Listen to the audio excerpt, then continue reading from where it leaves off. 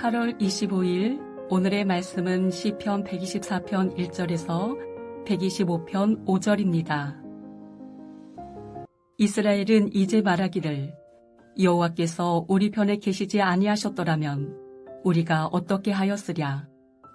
사람들이 우리를 치러 일어날 때에 여호와께서 우리 편에 계시지 아니하셨더라면 그때에 그들의 노여움이 우리에게 맹렬하여 우리를 산채로 삼켰을 것이며 그때에 물이 우리를 휩쓸며 시내가 우리 영혼을 삼켰을 것이며 그때에 넘치는 물이 우리 영혼을 삼켰을 것이라 할 것이로다. 우리를 내주어 그들의 이에 씹히지 아니하게 하신 여호와를 찬송할지로다. 우리의 영혼이 사냥꾼의 올무에서 벗어난 새같이 되었나니 올무가 끊어짐으로 우리가 벗어났도다. 우리의 도움은 천지를 지으신 여호와의 이름에 있도다. 여호와를 의지하는 자는 시온산이 흔들리지 아니하고 영원히 있음 같도다. 산들이 예루살렘을 두rum과 같이 여호와께서 그의 백성을 지금부터 영원까지 두루시리로다. 악인의 규가 의인들의 땅에서는 그 권세를 누리지 못하리니 이는 의인들로 하여금 죄악에 손을 대지 아니하게 함이로다. 여호와여, 선한 자들과 마음이 정직한 자들에게 선대하소서.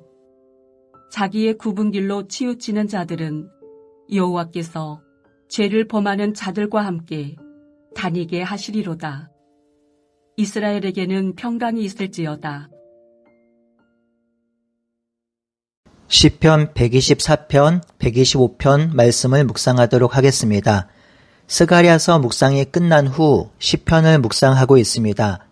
이 시편 묵상은 8월 31일까지 진행되고요.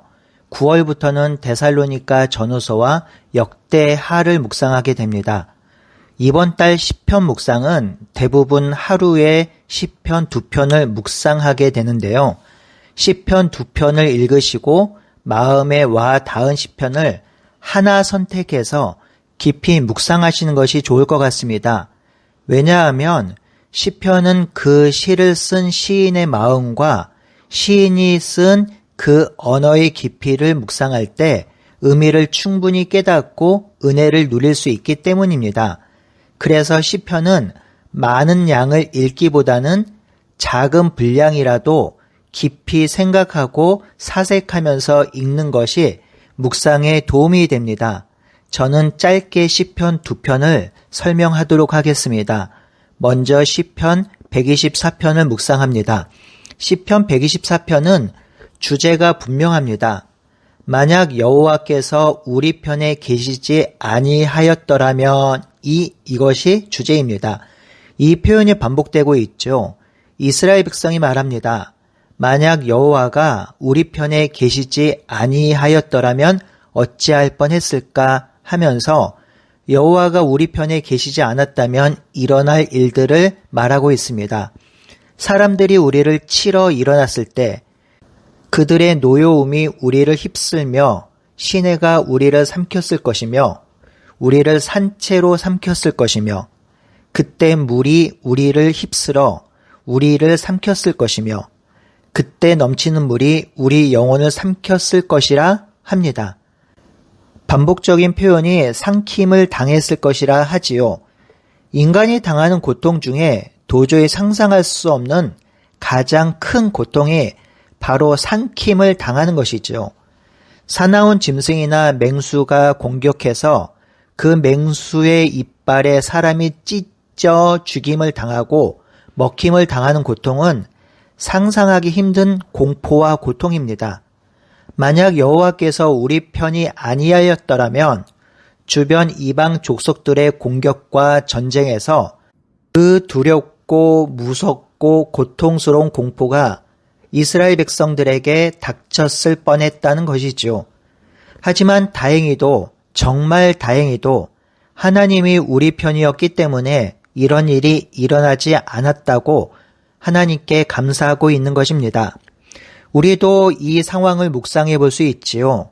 내가 만약 하나님을 만나지 못했다면, 내가 만약 하나님을 경험하지 못했다면, 내가 만약 하나님이 주신 은혜를 누리지 못했다면, 내가 만약 하나님의 인도함을 받지 못했다면, 내가 만약 하나님의 도우심을 얻지 못했다면, 나는 그리고 우리는 어떤 인생을 살았을까요? 어떤 삶을 살고 있었을까요? 사실 생각만 해도 두렵고 상상하고 싶지 않습니다. 하나님께서 지금까지 저를 인도하시고 보호하시고 함께 하셨기에, 저의 인생을 책임지셨기에 저는 제가 이렇게 살 수 있었습니다. 하나님의 소망 주시고 꿈도 주시고 비전도 주셨기에 이 척박한 땅에서 살 수 있었습니다. 이것을 깊이 깨닫고 묵상할 때 우리는 하나님이 내려주신 은혜와 복이 얼마나 값지고 귀한 것인지 알게 됩니다. 여러분, 하나님이 만약 우리를 인도하지 않으셨다면 어떠했을까요? 이것을 꼭 깊이 생각하고 묵상해 보시길 바랍니다. 이렇게 하나님이 이스라엘 백성을 지키시고 인도하시고 그들의 편이 되실 때에 이스라엘 백성이 7절과 8절 같이 노래합니다. 이 7절과 8절은 우리가 어릴 때 많이 불렀던 찬양이죠. 제가 이 찬양을 부르고 싶지만 지난번에 우리 함께 기뻐해 라는 찬양을 불렀더니 놀라셨다는 분이 있어서 오늘은 참겠습니다. 오 우리 영혼이 벗어났도다. 사냥꾼의 올무에서 새같이. 오 올무가 끊어졌네 해방되었네. 우리 도움은 천지를 지으신 여호와의 이름에 있도다. 성도 여러분, 이 땅에서 하나님의 백성으로 살아가는 삶은 만만치가 않습니다. 사탄은 우리를 넘어뜨리고 우리의 발목을 잡아채며 우리가 하나님을 떠나고 신뢰하지 못하게 합니다. 우리가 살아가는 세상은 언제나 그런 유혹과 환난과 핍박이 도사리고 있습니다. 그때마다 하나님은 우리를 그 올무와 덫과 그물에서 건지십니다. 우리의 피난처가 되십니다. 우리의 안식처와 반석이 되십니다. 오늘 하루도 우리의 피난처가 되신 하나님을 신뢰하며 그 하나님의 은혜를 노래하며 그 은혜를 누리며 살아가는 하루가 되길 바라고 소원합니다. 이제 시편 125편을 묵상하겠습니다. 이 시편 124편과 같이 125편도 성전에 올라가는 노래라는 부제가 붙어 있습니다. 여러분, 성전을 올라갈 때 이스라엘 백성들의 마음이 어떠했을까요? 오늘날처럼 여행이 자유롭거나 마음만 먹으면 예배당에 갈 수 있는 시대가 아니었습니다. 이스라엘 백성이 절기 때 성전에 올라가려면 자기의 생업을 멈추고 시간과 물질들을 많이 들여야 올라갈 수 있었습니다. 그렇기에 이스라엘 백성이 성전에 올라갈 때의 마음은 절박하고 간절한 마음으로 올라갔을 것입니다.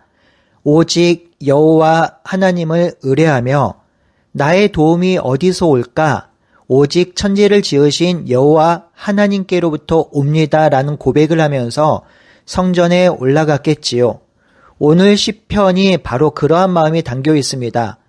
1절에 보면 여호와를 의지하는 자는 시온산이 흔들리지 아니하고 영원히 있음 같도다 하지요. 시온산은 예루살렘이 있는 산으로 예루살렘에 있는 성전이 흔들리지 않고 영원하다고 고백합니다. 이는 시온산에 임재하시는 하나님이 영원하며 흔들림 없이 그들의 삶을 인도하고 계심을 노래하고 있는 것입니다. 2절도 같은 맥락이죠.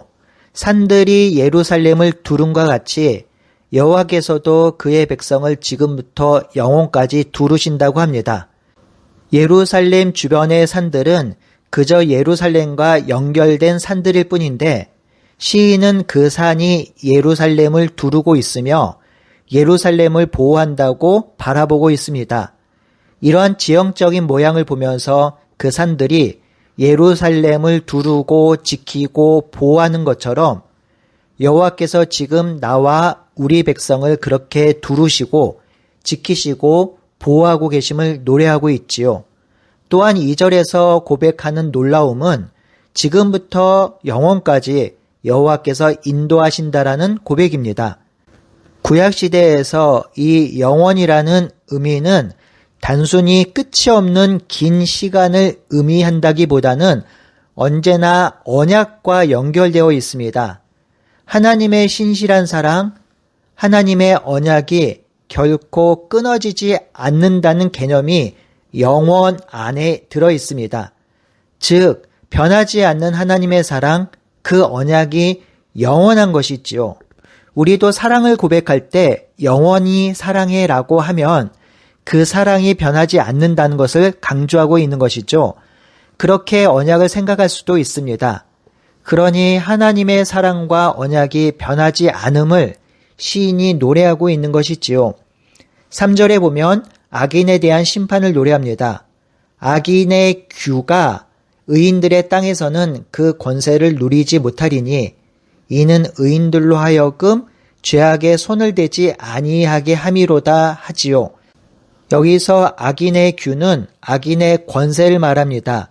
이 규는 왕이 가지고 있는 지팡이 있죠. 그러니 악인의 통치, 즉 권세, 이것은 의인의 땅, 즉 하나님이 다스리고 그 다스림을 받는 땅에서는 아무런 힘과 능력을 펼치지 못한다는 고백입니다.